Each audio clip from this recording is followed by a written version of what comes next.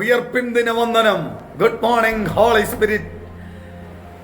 1 ശമൂവേലിന്റെ പുസ്തകം 1-ാം അധ്യായവും 2-ാം അധ്യായത്തിൽ ഒരു അനുഗ്രഹിക്കപ്പെട്ട ഭക്തയായ സ്ത്രീയെ കാണുന്നു.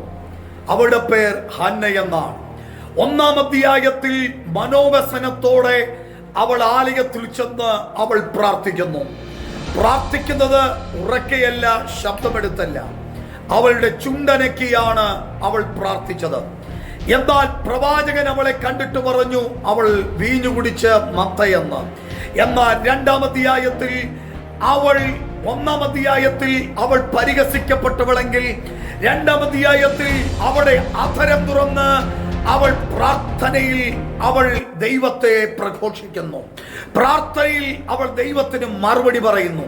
പ്രാർത്ഥനയിൽ അവൾ ദൈവത്തോട് നന്ദി പറയുന്നു.